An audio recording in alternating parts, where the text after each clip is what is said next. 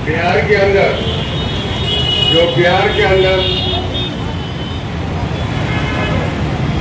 ब्राह्मण समाज के लोग बुद्ध विहार के अंदर ट्रस्टी है, जो वहाँ के ब्राह्मण बुद्ध विहार के अंदर वहाँ के बुद्धिस्ट लोगों को तकलीफ दिए, उनके साथ अन्याय करने का काम कर रहे हैं। आदरणीय प्रकाश अंबेडकर साहब और भीमराव अंबेडकर साहब ने यहाँ पे सारे महाराष्ट्र के अंदर और सारे भारत के अंदर धरना आंदोलन निकाला है, और हमको आदेश दिया कि महाराष्ट्र के अंदर लातूर जिले के अंदर 12 तारीख के दिन हम धरना मोर्चा आंदोलन और उसके खिलाफ निषेध करेंगे। आप सभी मेरे संताजनक दिल और भीम आर्मी और वंचित बहुजन आघाड़ी की सभी कार्यकर्ताओं का, पदाधिकारियों का सबका तहे दिल से शुक्रिया अदा करता हूं। और बंटी साहब का, बहुजन समाज पार्टी और हमारे बंटी साहब सबका भी मैं तहे दिल से शुक्रिया अदा करता हूं। बड़ी शर्म की बात है और शर्म आनी भी चाहिए। बड़ी शर्म की बात है और शर्म आनी भी चाहिए।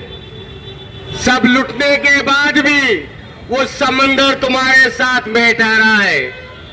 सब लूटने के बाद भी वो समंदर तुम्हारे साथ में ठहरा है। तुम खतरा खतरा कर कर बटने वालों, वो समंदर आज भी तुम्हारे साथ में ठहरा है। आज सारे भारत के अंदर अगर कोई दलितों की आवाज उठा सकता है, या बुद्धिस्टों की कोई आवाज उठा सकता है, या गरीब समाज की कोई आवाज उठा सकता है, वो आदरणीय प्रकाश अंबेडकर साहब है। अरे कहां गए तुम्हारे नेता जो बच्चे आज वोट दिए तुमने? कहां गए तुम्हारे कांग्रेस के नेता? कहां गए तुम्हारे बीजेपी के नेता जो तुमने भाग भाग कर उनके पीछे जाकर वोट दिया, जो बाबा साहेब अंबेडकर साहब को धोखा दिया, आदरणीय बाबा साहेब अंबेडकर साहब को धोखा दिया? जब याद नहीं आया तुमको बुद्ध विहार, जब वो कुर्बानी याद नहीं आदरणीय बाबा साहेब अंबेडकर साहब की, आज तुमको एमपी अपनी छोटी छोटी तुम्हारी दलित समाज की संगठनों को खरीदने का काम करता है। एक पंथी जो बुद्धिस्ट के पुजारी है, उनके साथ रहकर समाज को बांटने का काम करता है। जब नहीं याद आए प्रकाश अंबेडकर साहब, बाबा साहेब अंबेडकर साहब, अरे कहां गए? आज तुम्हारे बिहार पे अल्लाह हुआ है। अब आने वाले दिनों में जिस तरीके से मुसलमान तकलीफ में, उसी तरीके से दलित समाज, बुद्ध समाज भी टारगेट होगा। ये हमारी बुजदिली है मेरे भाइयों, ये हमारी काबिलियत है। आज हमने टुकड़ों में बच के काम किया। हमने आज बाबा साहब को नहीं चुना, हमने कांग्रेस को चुना, हमने बीजेपी को चुना, हमने राष्ट्रवादी को चुना, और भ्रष्टाचार सरकार नरेंद्र मोदी को यहां पर लेकर आकर बिठाया। और आज तुमको अफसोस तो करने की जरूरत है, मगर आने वाले टाइम पर याद रखो, अगर भारत के अंदर कोई तुम्हारी आवाज उठा सकता है, अगर भारत के अंदर तुम्हारे को सुरक्षा दे सकता है, अगर भारत के अंदर तुमको कोई मान सम्मान दिला सकता है, वो आदरणीय बाबा साहब अंबेडकर साहब है। मगर तुम कब सुधरोगे, कब समझोगे? जहां पे 5-10 साल दलित, 5-10 लाख दलित वोट है, वहां पे जहां पे 5-6 लाख मुस्लिम वोट है, मगर दलित समाज, बुद्ध समाज के वोट आज भ्रष्टाचार सरकार बांटने का काम कर रही है। भ्रष्टाचार सरकार तुमको टुकड़ों में रख के काम करने का काम कर रही है। तुमको आएगा करके तुम्हारा वोट लेने का काम कर रही है। आज आवाज दो तुम्हारे लोकसभा के कैंडिडेट को, आज आवाज दो तुम्हारे विधानसभा के कैंडिडेट को, तुम आवाज दो तुम्हारी जो रहबरी करके तुम्हारे जो वोट लिए उनको बुलाकर आवाज दो कि हमारे बिहार के अंदर, बुद्ध विहार के अंदर जो ब्राह्मण समाज के ट्रस्टी है, वो ट्रस्टी हमारे ऊपर अन्याय कर रहे हैं। क्या तुम्हारी आवाज उठाने की ताकत है उनके पास? नहीं। तुम सिर्फ और सिर्फ यहाँ पे उनके वोट बैंक बने हुए हो, उनकी कठपुतली बने हुए हो।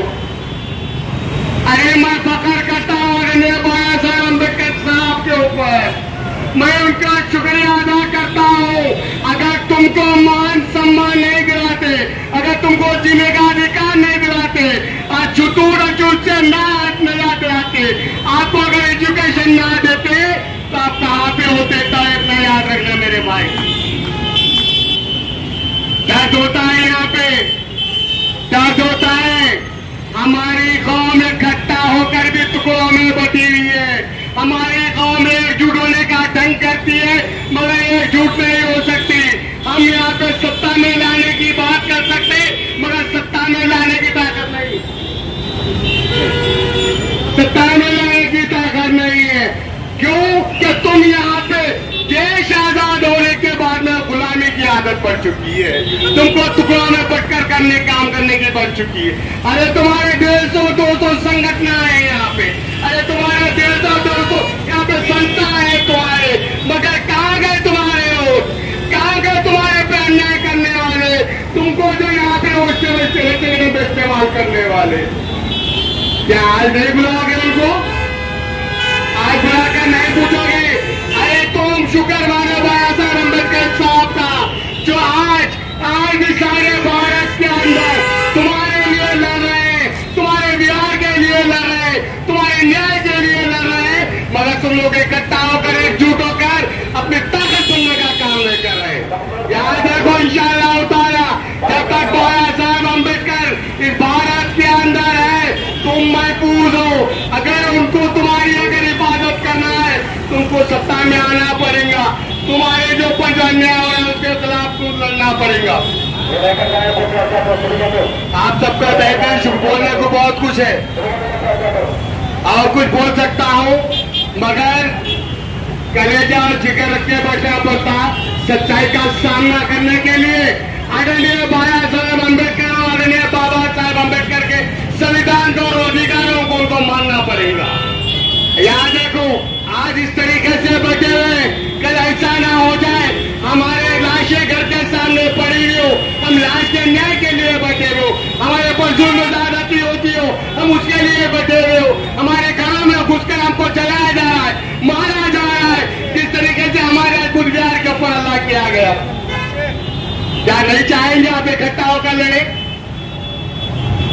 आदरणीय बाबा साहब अम्बेडकर, आदरणीय प्रकाश अम्बेडकर साहब का शुक्रिया अदा करता हूँ।